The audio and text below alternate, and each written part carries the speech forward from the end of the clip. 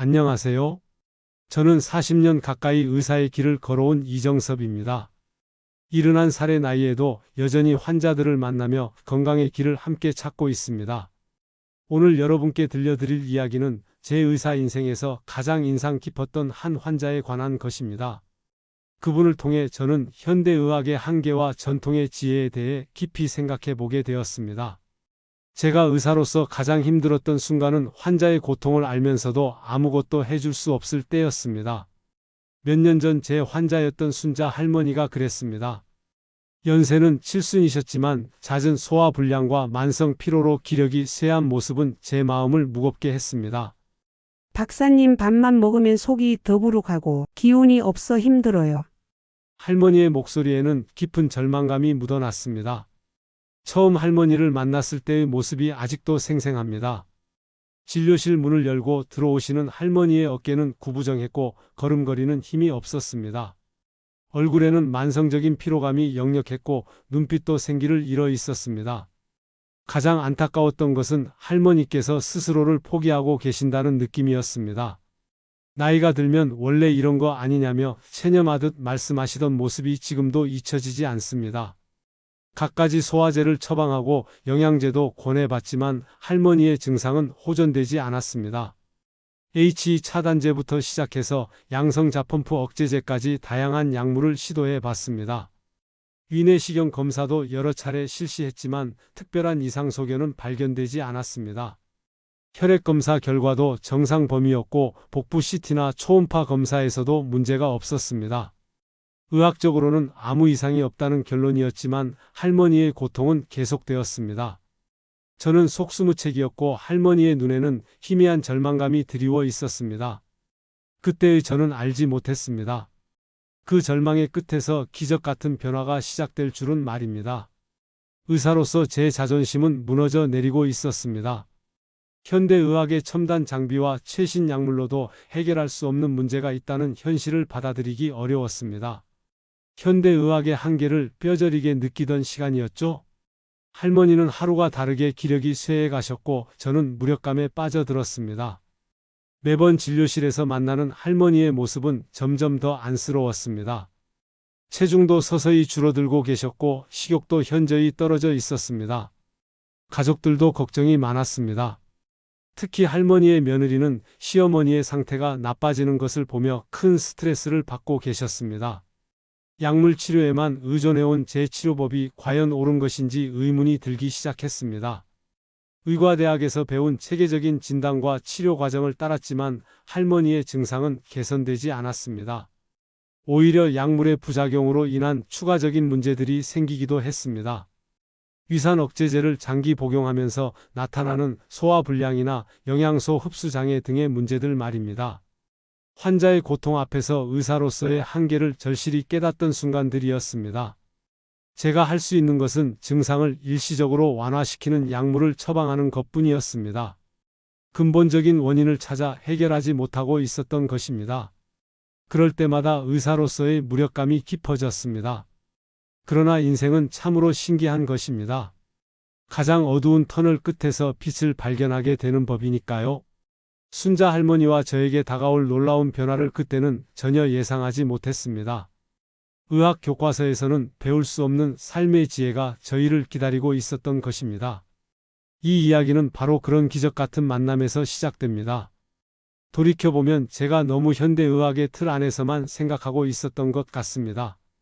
환자를 하나의 개체로만 보고 증상에만 집중했을 뿐 그분의 삶 전체를 들여다보지 못했습니다. 할머니가 어떤 환경에서 살고 계시는지, 어떤 음식을 드시는지, 어떤 생활 습관을 가지고 계시는지에 대해서는 깊이 관심을 갖지 못했던 것입니다. 시간이 흘렀습니다. 1년쯤 지났을까요? 마을에서 이상한 소문이 들려오기 시작했습니다. 순자 할머니 요즘 아주 팔팔하시다는 이야기였습니다. 파칠도 젊은 사람보다 더 잘하신다고 했습니다. 처음에는 대수롭지 않게 여겼습니다. 아마도 일시적인 호전이거나 과장된 이야기일 것이라고 생각했습니다. 하지만 계속해서 들려오는 이야기들은 점점 더 구체적이고 놀라웠습니다. 마을 이장님께서 직접 제게 전화를 걸어 오셨습니다. 박사님, 순자 할머니 정말 대단하십니다. 70대 후반인데 20대 청년처럼 일하십니다.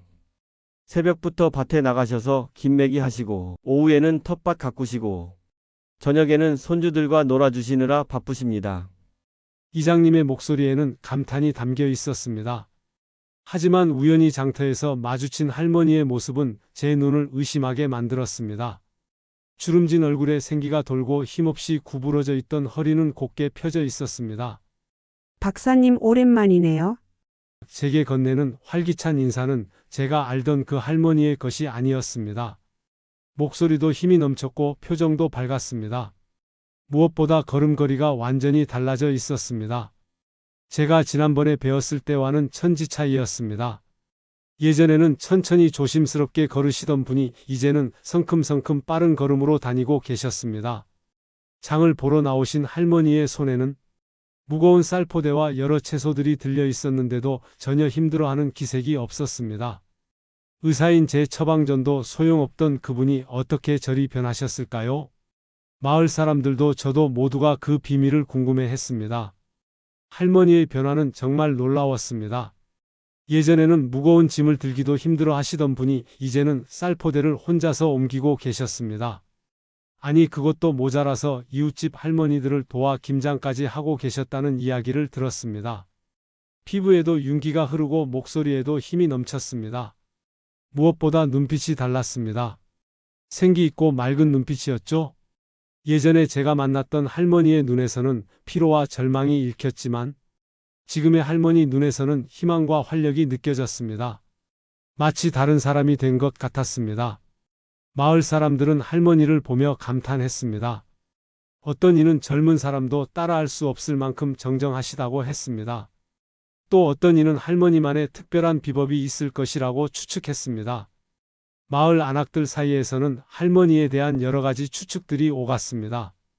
혹시 좋은 한약을 드시는 건 아닐까 아니면 특별한 운동을 하시는 건 아닐까 하는 이야기들이었습니다. 의사인 저로서는 이런 극적인 변화가 도무지 이해되지 않았습니다. 의학적으로 설명할 수 없는 현상이었습니다. 70대 후반의 나이에 이렇게 급격한 건강 개선이 일어날 수 있는 것일까요? 혹시 제가 처음에 진단을 잘못한 것은 아닐까 하는 생각도 들었습니다.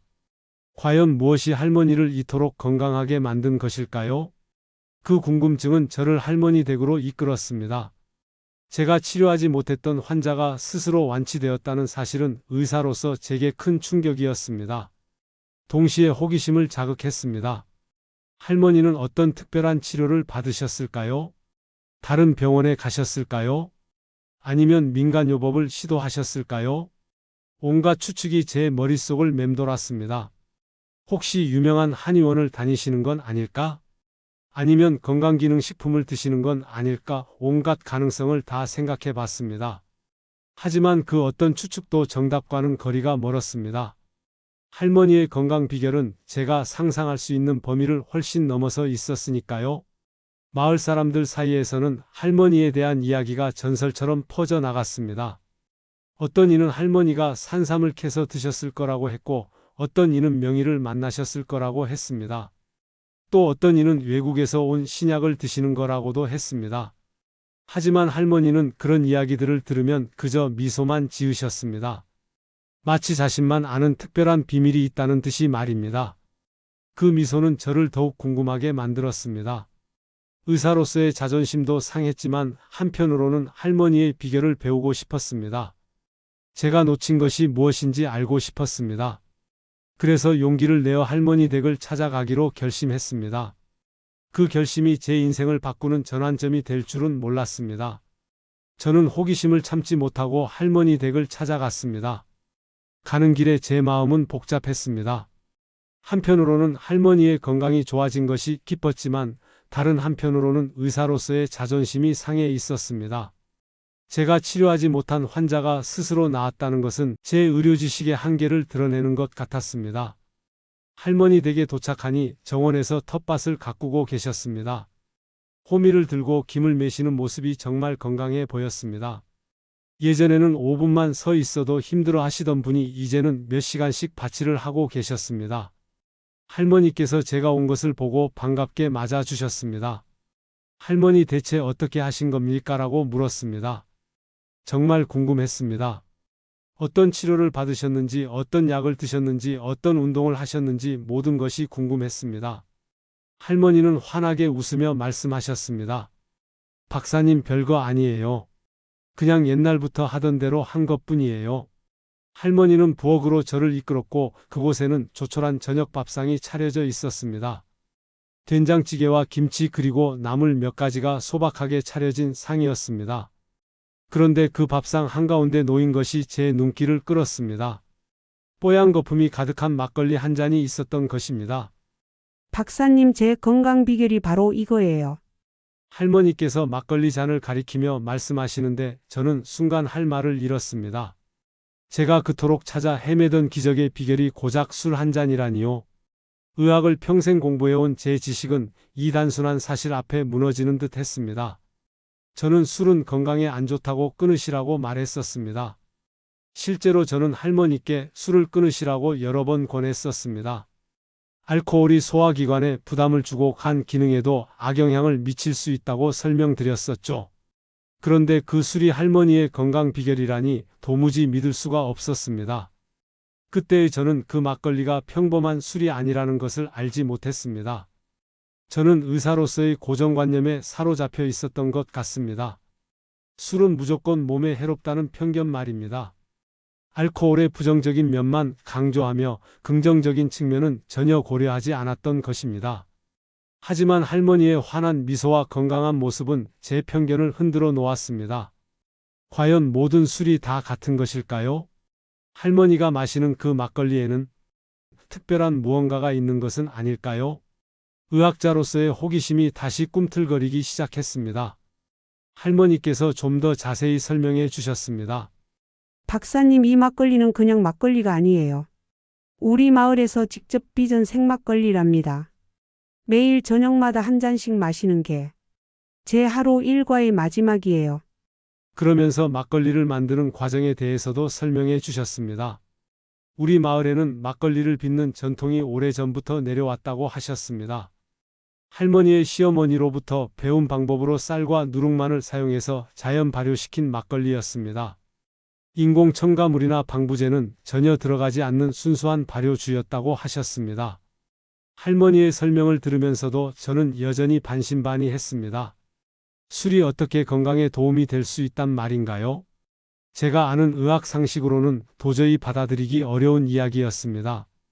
하지만 할머니의 건강한 모습이 모든 것을 증명하고 있었습니다. 제 눈앞에 있는 살아있는 증거를 부정할 수는 없었습니다.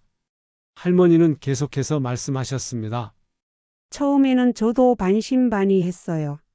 하지만 한 달, 두 달 마시다 보니 몸이 달라지는 걸 느꼈지요. 속도 편해지고 기운도 나고 잠도 잘 오고 말입니다. 할머니의 진솔한 고백은 제 마음을 움직였습니다. 이분은 거짓말을 하실 분이 아니었습니다. 그렇다면 정말로 막걸리에 특별한 효능이 있는 것일까요? 저는 과학자로서 이 현상을 규명해야겠다고 다짐했습니다. 할머니께서는 더 자세한 이야기를 들려주셨습니다. 처음에는 남편이 마시던 막걸리를 같이 마시기 시작했다고 하셨습니다. 남편분이 돌아가신 후에도 습관적으로 계속 드셨는데 어느 순간부터 몸이 가벼워지는 것을 느끼셨다고 했습니다. 소화도 잘 되고 잠도 깊게 주무시게 되었다고 하셨습니다. 특히 변비에 시달리던 것이 완전히 해결되었다고 하셨습니다. 예전에는 며칠씩 변을 보지 못해서 고생하셨는데 막걸리를 마시기 시작한 후로는 매일 아침 규칙적으로 배변을 하게 되었다고 하셨습니다. 또한 평소에 자주 감기에 걸리시던 것도 없어졌다고 하셨습니다. 할머니의 이야기를 듣고 있으니 정말 신기했습니다. 제가 처방한 갖가지 약물로도 해결되지 않던 문제들이 막걸리 한 잔으로 해결되었다는 것이 믿어지지 않았습니다. 하지만 할머니의 건강한 모습을 보면 부정할 수도 없었습니다. 할머니께 작별 인사를 드리고 집으로 돌아가는 길 내내 머릿속은 복잡했습니다. 제가 알고 있던 의학 지식과 할머니의 경험 사이에는 큰 간극이 있었습니다. 과연 어느 쪽이 옳은 것일까요? 그날 밤 저는 잠들지 못하고 막걸리에 대해 생각했습니다. 혹시 제가 놓친 과학적 근거가 있는 것은 아닐까요? 할머니의 경험담이 단순한 우연의 일치는 아닐 것입니다. 분명히 합리적인 설명이 있을 것이라고 믿었습니다. 그리고 그 믿음은 옳았습니다. 다음 날부터 시작한 연구가 놀라운 사실들을 밝혀내기 시작했으니까요. 제 자존심은 무너졌지만 진실을 찾고자 하는 열망은 더욱 커졌습니다. 할머니께서 마시던 그 하얀 막걸리 속에는 정말로 기적 같은 성분들이 숨어 있었던 것입니다. 저는 막걸리에 대한 논문과 자료를 샅샅이 뒤지기 시작했습니다. 인터넷 검색부터 시작해서 의학 데이터베이스까지 샅샅이 뒤졌습니다. 발효식품에 관한 연구 논문들과 전통주에 관한 자료들을 수십 편씩 읽어 나갔습니다. 그리고 마침내 깨달았습니다. 순자 할머니가 마시던 막걸리는 생막걸리였다는 것을 말입니다. 살균 과정을 거치지 않은 생막걸리에는 살아있는 유산균이 가득했습니다. 연구 자료에 따르면 생막걸리에는 밀리리터당 수억 개의 유산균이 들어있다고 했습니다. 심지어 요구르트 수십 개보다 훨씬 많은 양이었습니다. 이 사실을 알았을 때 저는 정말 놀랐습니다. 제가 환자들에게 장 건강을 위해 권하던 유산균 제품보다 훨씬 많은 양의 유산균이 막걸리에 들어있었던 것입니다. 그것도 살아있는 상태로 말입니다. 시중에 판매되는 많은 유산균 제품들이 제조 과정이나 유통 과정에서 균이 죽어버리는 경우가 많은데 생막걸리의 유산균은 살아서 활동하고 있었던 것입니다. 이 유산균들이 할머니의 장내 유해균을 줄이고 소화를 원활하게 해서 늘 더부룩했던 속을 편안하게 만들어준 것입니다. 제가 처방한 약은 증상만 일시적으로 완화했지만 할머니의 작은 습관은 몸의 근본적인 문제를 해결해주고 있었던 겁니다. 유산균의 효능에 대한 연구 결과들을 보면서 저는 감탄했습니다. 락토바실러스와 비피도박테리움 같은 유익균들이 장 건강을 개선하고 면역력을 높인다는 사실이 과학적으로 입증되어 있었습니다. 이런 유산균들이 장에서 하는 일들을 알아보니 정말 놀라웠습니다. 첫째로 유산균은 장내 pH를 산성으로 만들어서 유해균의 증식을 억제합니다. 둘째로 장벽을 강화해서 외부 병원균의 침입을 막습니다. 셋째로 면역세포를 활성화시켜서 전신의 면역력을 높입니다. 넷째로 비타민 B군과 비타민 K를 합성해서 영양 공급에도 도움을 줍니다. 특히 생막걸리의 유산균은 살아있는 상태로 장까지 도달해서 효과를 발휘한다는 점이 놀라웠습니다. 많은 유산균 제품들이 위산에 의해 파괴되어 장까지 도달하지 못하는 경우가 많은데 막걸리의 유산균은 알코올과 함께 있어서 위산으로부터 보호받으며 장까지 안전하게 도달할 수 있다는 연구 결과도 있었습니다. 할머니의 소화 불량이 해결된 이유를 이제야 정확히 알 수 있었습니다. 장내 환경이 개선되면서 영양소 흡수율도 높아지고 전반적인 컨디션이 좋아진 것입니다. 장은 우리 몸의 제2의 뇌라고 불릴 만큼 중요한 기관입니다.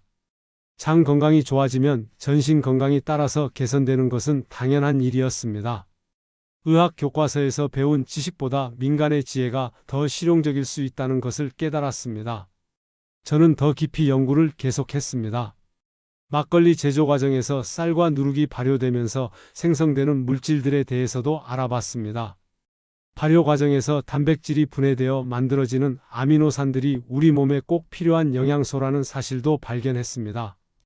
특히 필수 아미노산들은 체내에서 합성되지 않아 반드시 음식으로 섭취해야 하는데 생막걸리에는 이런 필수 아미노산들이 풍부하게 들어 있었습니다. 또한 발효 과정에서 생성되는 유기산들이 장내 pH를 조절해서 유해균의 증식을 억제하고 유익균의 성장을 돕는다는 것도 알게 되었습니다. 이런 복합적인 작용이 할머니의 장 건강을 개선시킨 것이었습니다. 저는 할머니에게 사과해야겠다고 생각했습니다. 제가 무지한 편견으로 할머니의 지혜를 무시했던 것에 대해서 말입니다. 동시에 제 자신에 대해서도 반성하게 되었습니다. 의사라는 직업에 안주해서 새로운 것을 배우려는 자세를 잃고 있었던 것은 아닌지 말입니다. 생막걸리에 포함된 유산균의 종류도 놀라웠습니다.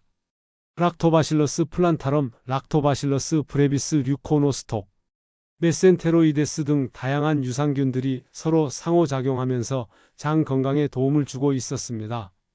이런 다양성이야말로 단일 균주로 만든 인공 유산균 제품과의 차별점이었습니다. 순자 할머니는 제게 겸손함을 가르쳐 주신 훌륭한 스승이었습니다. 그분의 경험담은 단순한 개인적 체험이 아니라 과학적 근거를 가진 귀중한 의학 정보였던 것입니다.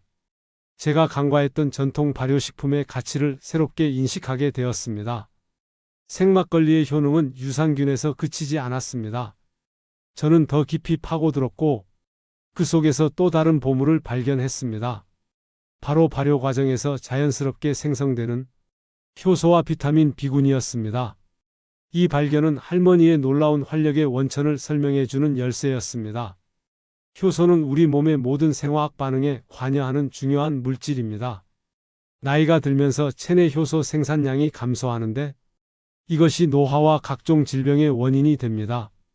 그런데 생막걸리에는 아밀라아제, 프로테아제, 리파아제 등 다양한 소화 효소가 들어있어서 소화를 돕고 영양소 흡수를 촉진시킵니다. 효소는 몸의 신진대사를 촉진하고 비타민 B군은 지긋지긋한 만성 피로를 해소하는데 탁월한 효능을 가집니다. 할머니의 지치지 않는 에너지와 생기 있는 피부는 바로 이 효소와 비타민이 선물한 것이었습니다. 순자 할머니의 밭을 거뜬히 해내시던 모습과 손주들과 뛰어놀던 그 활력의 비밀을 마침내 이해하게 된 순간이었습니다. 특히 비타민 B1인 티아민은 탄수화물 대사에 필수적인 영양소입니다. 이 비타민이 부족하면 피로감과 무기력감을 느끼게 됩니다. 생막걸리에는 이런 티아민이 풍부하게 들어있어서 할머니의 만성 피로를 해소해 준 것입니다. 비타민 B인 리보플라빈은 에너지 생산과 세포 재생에 관여합니다. 이 비타민이 충분히 공급되면 피부와 점막이 건강해지고 상처 치유도 빨라집니다. 할머니의 윤기 나는 피부도 이 비타민 덕분이었을 것입니다. 비타민 B6인 피리독신은 단백질 대사와 신경 전달 물질 합성에 중요한 역할을 합니다. 이 비타민이 부족하면 우울감이나 불안감을 느낄 수 있는데 충분히 공급되면 기분이 좋아지고 정신적으로 안정됩니다. 할머니의 밝은 표정도 이와 관련이 있을 것입니다. 발효 과정에서 생성되는 아미노산들도 중요한 역할을 했습니다. 특히 트립토판과 같은 필수 아미노산은 세로토닌 생성을 도와 기분을 개선하고 스트레스를 줄여줍니다. 세로토닌은 행복 호르몬이라고 불리는 신경 전달 물질로 우울증 예방과 숙면에 도움을 줍니다. 또한 막걸리에 포함된 베타글루칸은 면역력 강화에 도움을 줍니다. 베타글루칸은 면역세포를 활성화시켜서 바이러스나 세균에 대한 저항력을 높여줍니다. 할머니께서 감기에 잘 걸리지 않게 된 것도 이 때문일 것입니다. 이런 다양한 영양소들이 복합적으로 작용하면서 할머니의 전반적인 건강 상태를 개선시킨 것입니다. 나이가 들면서 자연스럽게 감소하는 효소와 비타민을 생막걸리를 통해 보충하신 셈이었습니다.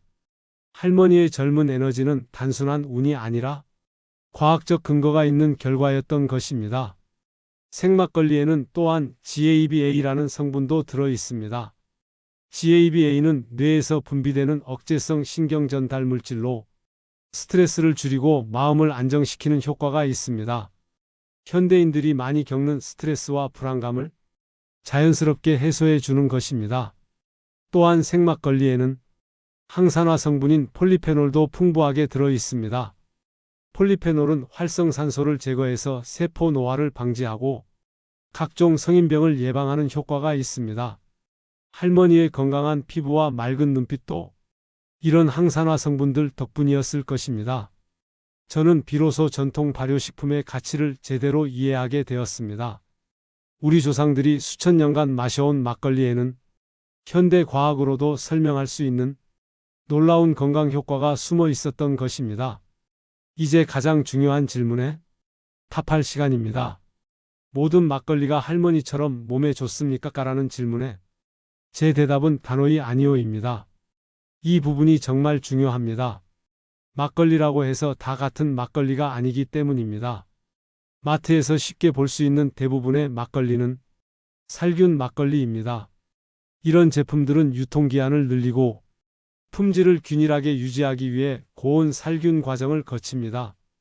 보통 섭씨 65도에서 30분간 또는 75도에서 15분간 가열 처리를 합니다. 문제는 이 과정에서 유익한 유산균과 효소가 모두 죽어버린다는 것입니다. 고온에서 단백질이 변성되고 효소가 불활성화되면서 생막걸리가 가진 건강 효과가 완전히 사라져 버립니다. 결국 알코올과 당분만 남은 그냥 달콤한 음료수와 다름없게 되는 것입니다. 반면 생막걸리는 이런 살균 과정을 거치지 않기 때문에 유산균이 살아있는 상태로 판매됩니다. 하지만 그만큼 보관과 유통이 까다롭습니다. 계속해서 발효가 진행되기 때문에 냉장 보관이 필수이고 유통기한도 짧습니다. 여러분이 건강을 위해 막걸리를 선택하신다면 반드시 라벨에 생자가 쓰여 있는지, 냉장 코너에 있는지, 그리고 유통기한이 짧은지 꼼꼼히 확인하셔야 합니다. 이런 표시들이 진짜 생막걸리를 구분하는 중요한 기준이 됩니다. 생막걸리와 살균 막걸리의 차이는 하늘과 땅 차이입니다. 겉보기에는 비슷해 보이지만 건강에 미치는 영향은 완전히 다릅니다. 생막걸리는 계속 발효가 진행되기 때문에 시간이 지나면 맛도 변하고 알코올 도수도 조금씩 올라갑니다. 어떤 분들은 이런 변화를 불편하게 여기기도 하지만 이것이야말로 살아있는 발효주의 증거입니다. 그래서 생막걸리는 유통기한이 일주일에서 열흘 정도로 짧고 반드시 냉장 보관해야 합니다. 상온에 두면 발효가 급격히 진행되어 맛이 변하거나 터질 수도 있습니다. 반면 살균 막걸리는 상온에서도 보관이 가능하고 유통기한도 한 달 이상으로 깁니다. 편의성 면에서는 당연히 살균 막걸리가 좋습니다. 보관도 쉽고 언제든 마실 수 있으니까요. 하지만 건강 효과를 생각한다면 반드시 생막걸리를 선택해야 합니다. 조금 불편하더라도 건강을 위해서는 생막걸리를 드시기 바랍니다. 구입할 때는 제조일자도 꼼꼼히 확인하세요.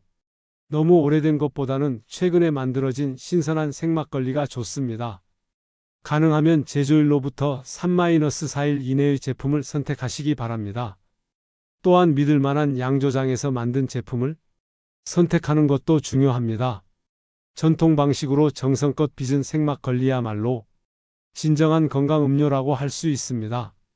대량 생산된 공장제 막걸리보다는 소규모 양조장에서 전통 방식으로 만든 제품이 유산균과 효소가 더 풍부합니다. 생막걸리를 고를 때는 라벨을 꼼꼼히 읽어보세요. 무균철이나 열철이라는 표기가 있다면 피하시고 생막걸리 또는 무살균이라고 표기된 제품을 선택하세요. 또한 원재료를 확인해서 쌀과 누룩, 그리고 물만으로 만든 제품이 가장 좋습니다. 인공감미료나 방부제, 착색료 등의 첨가물이 들어간 제품은 피하시는 것이 좋습니다. 이런 첨가물들이 유산균의 활동을 방해하거나 건강에 좋지 않은 영향을 줄 수 있기 때문입니다. 포장 용기도 중요합니다. 플라스틱 병보다는 유리병이나 페트병에 담긴 제품이 좋습니다. 유리병은 발효가스를 적절히 배출하면서도 외부 오염을 차단해주는 역할을 합니다. 저는 순자 할머니에게 다시 찾아가 제 연구 결과를 말씀드렸습니다. 할머니께서는 제 설명을 끝까지 들어주시더니 환하게 웃으며 말씀하셨습니다. 그것 말고도 하나 더 있다고 하셨습니다. 또 다른 비밀이 있다는 말씀이었습니다. 할머니가 가리킨 것은 막걸리 병 밑에 하얗게 가라앉아 있는 침전물이었습니다. 바로 찌개미였습니다. 이 찌개미가 약 중의 약이야. 이걸 버리면 영혼을 버리는 거나 마찬가지야. 할머니의 표현이 과장이 아니었다는 것을 나중에 알게 되었습니다. 저는 할머니의 지혜에 다시 한번 감탄했습니다. 많은 사람들이 찌개미를 불순물이나 찌꺼기로 여기고 버리거나 피해서 마시는데 사실은 이것이야말로 막걸리의 정수였던 것입니다. 찌개미에는 유산균과 함께 식이섬유가 가장 풍부하게 들어있어서 변비를 해소하고 몸속을 깨끗하게 청소하는 핵심 성분이었습니다. 찌개미는 막걸리 제조 과정에서 자연스럽게 생성되는 침전물입니다. 주로 쌀 찌꺼기와 누룩 찌꺼기 그리고 살아있는 효모와 유산균들로 구성되어 있습니다. 현미경으로 관찰해 보면 수많은 미생물들이 활발하게 움직이고 있는 것을 볼 수 있습니다. 이 찌개미야말로 막걸리의 정수라고 할 수 있습니다. 현대의 공장식 막걸리 제조에서는 이 찌개미를 여과해서 제거하는 경우가 많습니다. 보기에는 깔끔해 보이지만 영양학적으로는 큰 손실입니다. 마치 과일의 껍질을 벗기고 먹는 것과 같은 이치입니다.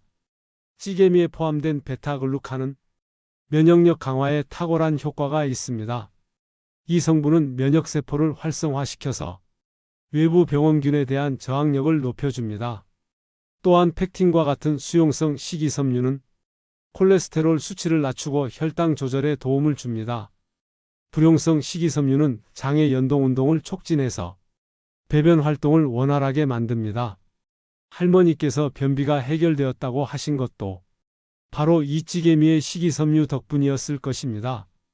또한 식이섬유는 장내 유익균의 먹이가 되어 장 건강을 더욱 개선시킵니다.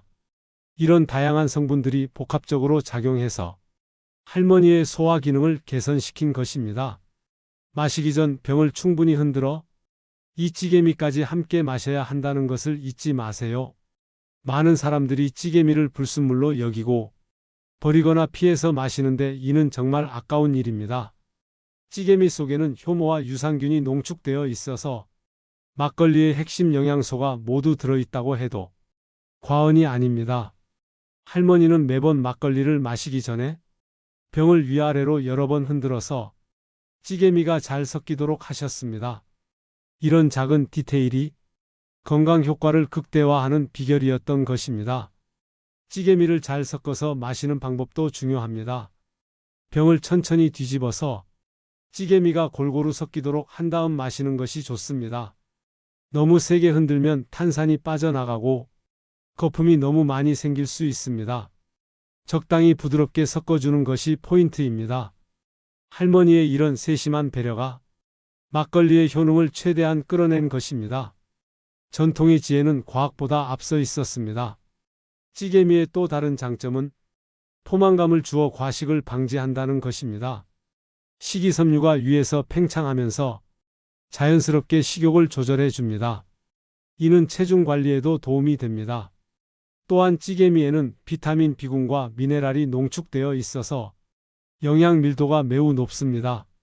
특히 티아민, 리보플라빈, 니아신 등이 비타민 B군이 풍부해서 신경계 건강과 에너지 대사에 도움을 줍니다.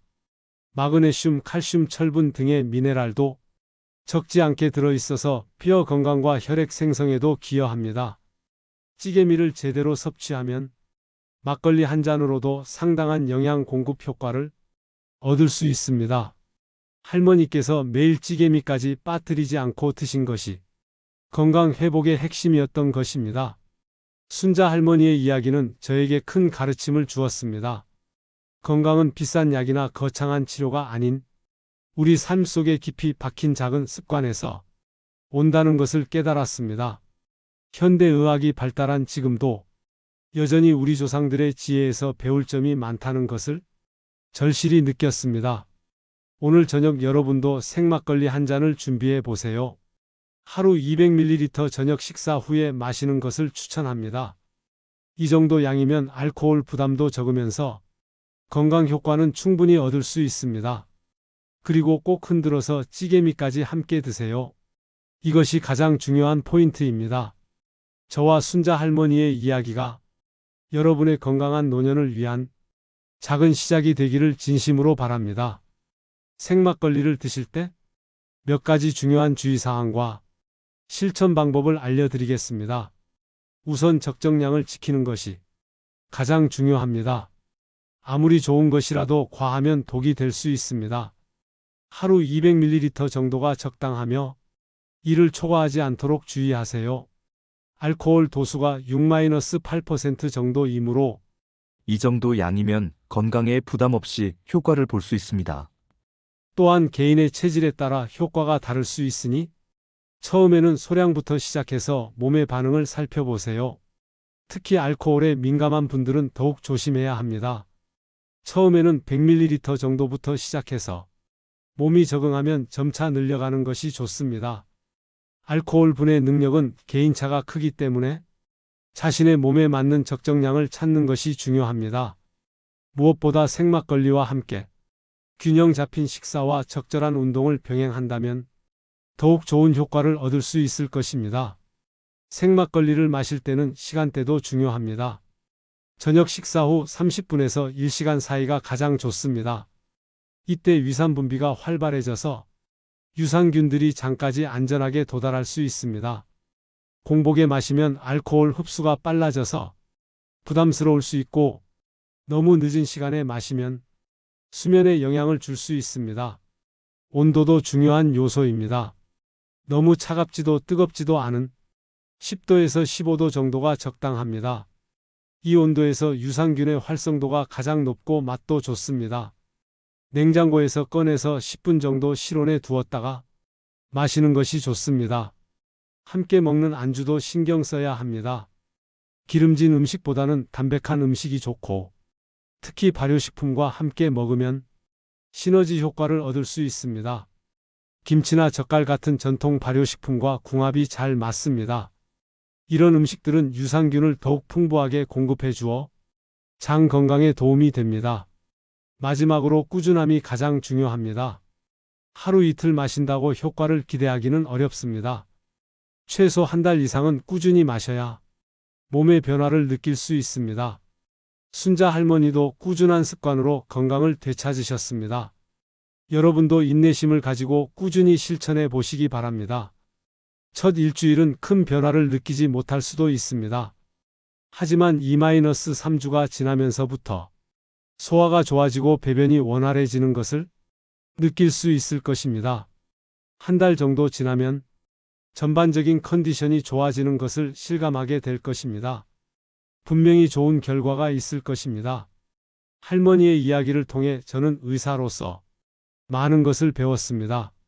현대의학의 한계를 인정하고 전통의 지혜에 귀 기울이는 자세의 중요성을 깨달았습니다. 생막걸리는 단순한 술이 아닙니다. 우리 조상들이 수천 년간 빚어온 건강의 지혜가 담긴 보물 같은 음식입니다. 여러분의 건강한 삶을 위한 작은 동반자가 되어줄 것입니다. 마지막으로 생막걸리를 마시는 것만으로는 완전한 건강을 얻을 수 없다는 점을 명심하세요. 생막걸리는 건강한 생활의 한 부분일 뿐입니다. 균형 잡힌 식사와 규칙적인 운동, 충분한 휴식이 함께 이루어져야 진정한 건강을 얻을 수 있습니다. 오늘부터 순자 할머니의 건강 비결을 여러분의 일상에 적용해 보세요. 작은 변화가 큰 기적을 만들어낼 수 있습니다. 건강한 장수의 비밀이 바로 여러분의 손안에 있습니다. 순자 할머니처럼 건강하고 활기찬 노년을 보내시길 진심으로 기원합니다. 할머니의 지혜와 현대 과학의 만남이 여러분께 새로운 건강의 문을 열어줄 것입니다. 전통의 가치와 과학적 근거가 조화를 이룬 생막걸리로 건강하고 행복한 삶을 만들어 가시기 바랍니다. 감사합니다.